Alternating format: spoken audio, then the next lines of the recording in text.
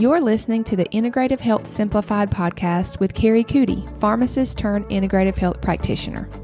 Here we talk all things straightforward and honest when it comes to holistic health and simplifying your best steps forward while eliminating all the gimmicks and confusion. Leave the overwhelm at the door and get ready for impactful action steps that get to the real root of your issue and actually move the needle in your health. Let's dive into the show. Hello, and welcome back in to another episode of the Integrative Health Simplified podcast. I'm Kari, Coody, your host, and we are talking about an interesting topic today. We are still in season 1 and in a series called Common Health Misconceptions. And in this episode, we are specifically going to be talking about women and women's cycles and how I think everyone just has this common misconception that there's going to be that time of month and it's just going to be terrible. And that's kind of just normal. And so that's what I want to dig into today because, true story, a couple of months ago, I was sitting at a table with a lot of women, and I don't really know how the conversation got started, but someone started talking about their cycle. And then, just like everybody was chiming in with, yes, my time of the month is terrible and I have this and this and this. And it just seemed like, it was just this consensus of everybody must have this. Everybody must deal with, all women, I should say, not everybody, obviously, but all women must deal with this time of the month. And it's just an accepted thing. And at least we don't feel like that the rest of the month, right? And so I just want to say that is extremely common, but it is not normal to have just debilitating PMS type symptoms. And this could range from a lot of different symptoms. However, the most common I would say would be just like really heavy periods, clotting, cramping, breast tenderness, irritability, headaches, those types of things. And I mean, sometimes this is truly debilitating. Like women have to take days off work. They're really just incapacitated. And so, for a day or two. And so if that's you, I just want to first off say I'm sorry and just give you hope to the fact that this really isn't normal. It is very common, but it's not normal. And so I just hopefully want to give you that hope first and foremost, but also just to give you some information around this and just ways that, in steps that you could just look at editing your diet or your lifestyle and just a little bit of a way to help with this. And again, this could definitely be like a multifaceted thing. However, I hope to give you some really simple and easy ways that you can help support your body in what it's trying to do as far as with your monthly cycle and just to run well in general. And so I've definitely found way too many women put up with multiple symptoms around their cycle. Like each month, they muster up the strength and they just get through it. And so the truth is your cycle can come and go and be relatively symptom-free. If that seems like, how could that ever happen? I promise that it can happen. I know we all have, we all are individual. However, I just want you to know that is possible. In fact, it should be this way. We should, really be thinking about how we can start caring for our monthly cycle. I think sometimes we feel like we only need to focus on our cycle and really maintaining good health for that if we're trying to get pregnant. And really we should be caring about these things, even if we're I'm not in a season where I'm trying to actively get pregnant. I'm sort of past that season in my life and have a little bit, older children now, but yet I still am tracking my cycle. I'm very well aware about how the little nuances in my cycle can really tell a lot about how my body is needing support. And so the reason for that is our body works as a whole together. And so if one system's off, it's going to impact other systems in our body. And so I want you to just consider looking at your menstrual cycle as a little monthly report card that shows us the health of our body. It doesn't have to be this dreaded thing that we wish would go away and all of the bad thoughts that we have about it. I get that you don't want to feel this way. However, it really does tell us a lot about our overall health. And we have the ability to really learn about our cycle, what it's saying, and how we can help support our hormones and really overall health. Because this is the thing. And even in my online practice, I kind of struggled, to be honest, for a while because I really felt like I needed to pick a niche like hormones or gut health or, fill in the blank. But what I've realized and why I feel like I kept feeling like this is because it all works together. And so I choose not to focus solely on one system. I get that these systems affect a lot of our body. However, I want to look at it from the other aspect of how can we support overall health so that it does bring our body back into balance as far as hormones. And it does bring our gut health back into balance. And like these different systems that we tend to focus on, I'm very passionate about how it affects our overall health and how we can kind of more focus on that. And then hormones will eventually balance themselves out, because that's kind of what happens whenever we do focus on these things that really affect more of our overall health. These things do come back into balance. So, a lot of times these type of symptoms are caused by one or both of these things, and they really do go together. Excess estrogen and too little progesterone. So progesterone is really the feel-good hormone, and so a lot of times we have too little of that. That's why we can experience just being really irritable around our cycle. And I get it, it's kind of like a running joke, like stay away from her whenever she's about to start, And so I totally get it. I've definitely been there. I'm so not immune to these things. So how do you know if you have extra estrogen? So there's this little thing called basal body temperatures. And I do want to let you know, I'm actually going to do a whole series on how we can know our cycles better, that sort of concept. So that's coming in the fall. So I won't dive a lot into just, a couple of different things in this episode like I will if I take it and give it its own episode, which I plan to do. So body temperatures, though, can tell us a lot. And so generally, people who have a temperature below 97.4, these temperatures are very exact because our body is just amazing. And it has these tiny fluctuations in temperatures different times in our cycle. That's how you can actually do fertility awareness method and, not do birth control and really see what your body's telling you as far as which phase that it's in and ovulation and all those things. That's kind of a lot of the way they do that is by temperatures.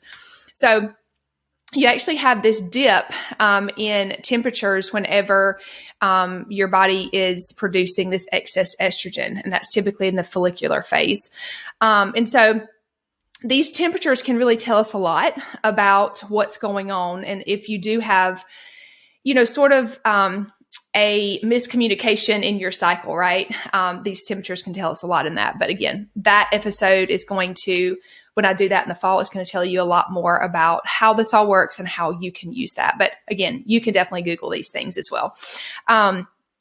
But that is one way that you can tell. Other ways would be just specific symptoms. So breast tenderness, clotting, cramping, and heavy periods are typically associated with having excess estrogen. And so obviously our body is speaking to us in these ways. And so just knowing that and taking note is a way that we can definitely tell.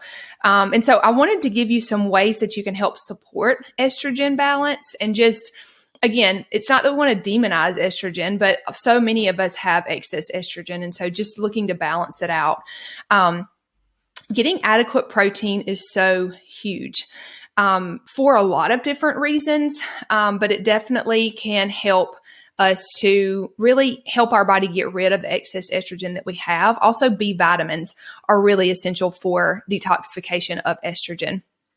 Vitamin A really helps to protect our tissues, especially our breast tissues, from the excess estrogen effects that could cause things like cancer. And that oftentimes these things are underlying for so long and the end result is something like breast cancer.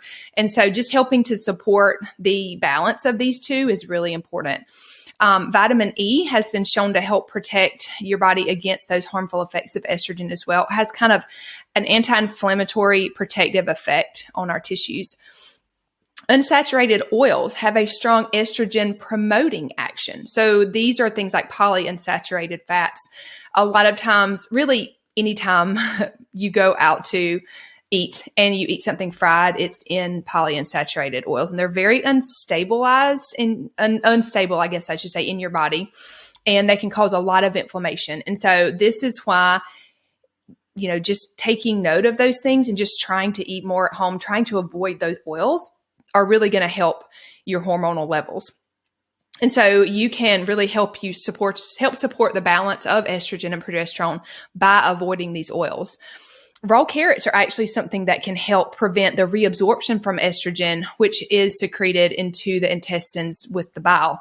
And so eating a raw carrot kind of helps bind these things and get them out through the digestive system. So that's something that's could be really easy to do that can have a big effect. So really, a lot of these things that I mentioned help with blood sugar regulation. That is a really big thing, especially with protein that I mentioned. So blood sugar regulation begins in the pancreas, liver, and brain. And so all of these three organs are vital to help and really promote a healthy endocrine or hormone function. And so when our blood sugar drops too low, which happens a lot, there's blood sugar instability. It can cause really a lot of stress on the endocrine system, and that causes hormonal imbalance, of course, over time. And so simply by eating really like a balance of protein, carb, and fat, you will help stabilize your blood sugar. And so you also just want to make sure that you're properly fueling your body in general with enough calories and enough like nutritional density to those calories. And so most women do really well eating around 2,000 calories a day and having a balance of macros within that. And so that's really key to balance blood sugar, because when it's really unstable like that, it affects the endocrine system, which of course is where the hormones are at, right? And so blood sugar is a really big key to this. And really in that same vein, focusing on protein, super key, because not only does it help blood sugar balance, but it also really helps to support those B vitamins, which are in sort of the chain in how our body, I guess I should maybe not chain, but just in the system, how our body makes hormones. And so if we don't have enough B vitamins, it's almost like we don't have enough raw materials to make the hormones that we need. So that's really, really key. And protein really makes it possible for your liver to detox its extra estrogen. So if you are not eating enough protein, then it's going to be really hard for your liver to detox excess estrogen, because that's the way that it is detoxed out of your system, is through your liver. And so this excess estrogen, again, just can create more of these PMS symptoms. And so getting enough protein really matters, really, really matters. So it's best to eat at least 80 milligrams of protein a day. Really, more around 100 is what is ideal, which would typically equate 30 grams per meal. And then, of course, you're going to get some extra with snacks and things like that. So I would say 80 to 100 is a good range. And then the third thing that will really help in this whole situation of PMS type symptoms and balancing your hormones is to give your liver some love. I actually just did a challenge on this and just challenged the women that accepted the challenge to give their liver some extra love, because it can really help with so many different things in our overall health, but definitely it's a huge player in hormonal health, because this is the way, again, that our body has to go through getting rid of the excess hormones, because our body uses hormones and then we have to get rid of them. They don't just like disappear. And so whenever our liver is sluggish and it's backed up for whatever reason, it can back up these hormones. And that's, again, estrogen is a big thing that does get backed up that causes these symptoms.